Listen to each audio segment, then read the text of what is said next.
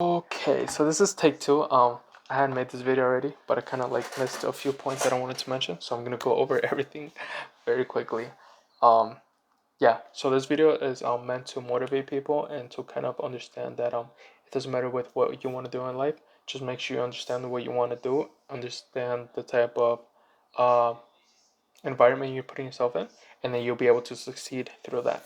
And so, what I want to do with my life, and then in hopes and regards that it's also going to help you when I'm trying to explain with what I want to do in my life. That's why I'm like saying this, just trying to help people out.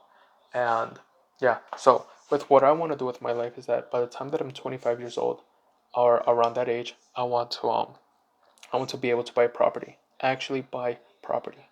Um, what was I gonna say? Oh yeah. So in order for me to do that, currently I am 19 years old. Well, like in a year, like in 8 months or so, I'm gonna be 20. So I have like a pretty good head start, I guess. So what I wanted to do is that when you buy a house, um, they ask for the lowest you could get is a 3% down payment. But sorry, I got a message. But yeah, they ask for at least the least you could get if you have a really good credit score is a 3% down payment, which is very very very well. But in my opinion, like I've seen videos about this, and like in real estate, like the type of down payments that people put is usually like a 10 or 15% down payment, which is like it's alright. It's like normal, I guess. But yeah, it just depends on your credit score. So I am 19 years old. At 19 years old, I was approved. I kind of like worked for it a little bit, and I'm pretty sure it's gonna go higher because I made a pretty good purchase right now. But I have a 703 with Equifax, and then also before I explain to you about your credit score, there's three credit companies, uh, that basically tell you what your credit score is. So I know Bank of America have their own company. I forgot what it's called. Oh, I think it's called like checking your FICO score, which I'm guessing like the company's name FICO, and I'm pretty sure that's different from like the others. And then with Credit Karma, there is Equifax, and there is TransUnion, which those are the three companies that are gonna like tell me what kind of credit score I have. At least for right now, that's what I know. So I cannot check my FICO score because I do not have 6 months worth of history with my credit card. So like they won't give me a credit score. Oh my god, I'm sorry about that. I'm so sorry. Hopefully like didn't like burst anybody's ears. But yeah, so with FICO score I cannot check it, but like in a couple months I'll be able to.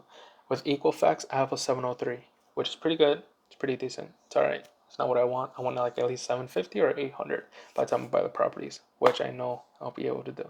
Cause I know.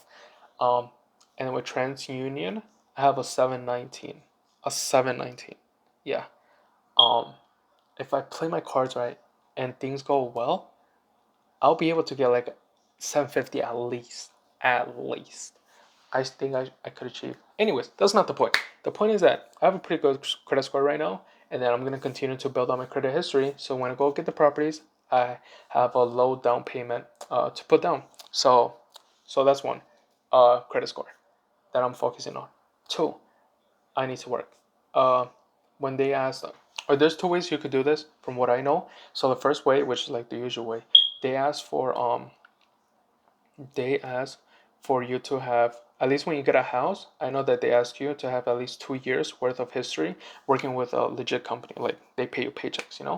And there's another way that they could do it with like where like if you're like hustling and like you're making your own money with whatever it is, like you're just working on your own account. Um, I'm pretty sure that there's a lot of stuff and there's a lot of requirements in order for you to be able to do that, to prove that you're working by yourself. But that's a way that you could do it. You could work by yourself and like I guess like have statements or something that you're getting paid and you're also like paying your taxes on that. And yeah, there's those two ways. But the way that I want to do it is that I want to work. So I'm trying to find a job right now that I'll be able to last in within like 5 to 6 years. And yeah, that's what I'm trying to do right now. So those are the two ways that I'm gonna focus on. Excuse me. Oh my god, I'm so sorry. Excuse me. I'm so sorry. I'm so sorry. Um, Bruh, I can't stop apologizing. But, but, um, yeah. So those are the two main ways I'm gonna be focusing on trying to get property by the time I'm 25 years old and achieve financial freedom. Um, so yeah, I'm gonna focus on my credit score, and I'm gonna have a good working history. And three is obviously saving money, which should be pretty understandable. And then the fourth one is that I'm gonna be investing. I'm gonna try to invest as many things as possible, put as much money as I possibly can, so that in hopes like in 10 years, the money goes up. I take it out, pay my taxes on that, and then I'm able to pay off my mortgage or whatever I have on the properties, and then they'll be my own properties. They'll be mine completely. Because when you go get a house and when you go get a properties and you don't like buy everything, you're basically kind of like paying a mortgage on it, and they're charging you interest rates. And that's also why you need a good credit score, so they don't charge you a lot of interest rates. Um, and if you don't know what interest rates is, it's basically like, let's say the house is worth like $300,000 or whatever, or $100,000. They charge you like whatever your interest rate is. Let's say your interest rate is like 5%. They charge you 5% of the $300 of the $100,000 that the house is worth. They charge you 3% of that extra. So you're gonna be paying for $100,000 plus the 3% of the $100,000 that you also need to pay. I don't know if that makes sense. So let's say like your interest rate is 5% and your house is worth 1,000%, then you have to pay $5,000 extra. At least that's how I think they measure it off. I don't know if they charge you the interest rate on how much that house is worth or how much your payments are per month. But that's the basic idea of it. So yeah, I'm gonna be investing. That's my fourth way, and my fifth way is meeting with your bank and meeting with these type of companies that will help you get properties. This is so very important. One, it shows that you're being. When you meet with them, it'll show them the type of person you are, and it will show them if you are for real or if you're just like a little kid. Me being 19 years old, and when I start meeting with these companies, and then start checking my work history, how much money I have saved, my credit score, all this stuff, they're gonna know if I'm legit or not, which is very important for everything to go very well. And when I also be able to explain to them what I want to do and how be able to achieve this, they're gonna have more confidence in me, which is very important, and I'll be able to strike better deals with these type of companies. So when I'm able to, so when I'm in the position, I'm sorry, I'm trying to talk too fast, but I'm just trying to finish this video quick. So when I am in the position to buy properties, um, they're gonna come me a really good deal, which is very important. And yeah, I'll probably meet with a lawyer just to make sure that they're not like messing me up. But yeah, that is my fifth way, which is meeting with these companies. Like for example, one meeting that I'm gonna do really soon is with Bank of America to see if they can help me out in the near future, um, with getting properties. But I know there's many more other companies that can help you get properties, and they will strike you better deals than your bank. At least that's what I've heard from. I've heard like if you want to buy property or get a house, never go to your direct bank. Go to another company that will help you out and strike you better deals.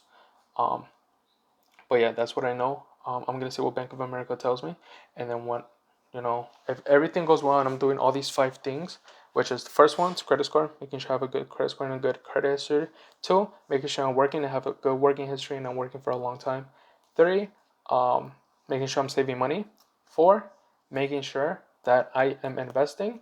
So, and the best um, position ever or the best outcome ever that could happen for me in investing is that I'm able to take out the money. Let's say the properties are worth $500,000. Just an example. So when I take out the money and then I have like $600,000 and investing that I'm taking out, and then I pay out the taxes. And let's say after taxes I have, I don't know. Let's just say for example, hypothetically speaking, I have $600,000. Wait, I take out $600,000. Let's say I have $530,000 left. That is completely mine. That has gone through the IRS. That I've paid my taxes on. Then I'll be able to use $500,000 of my investment money to pay off my properties. Oh, and also plus the interest rate.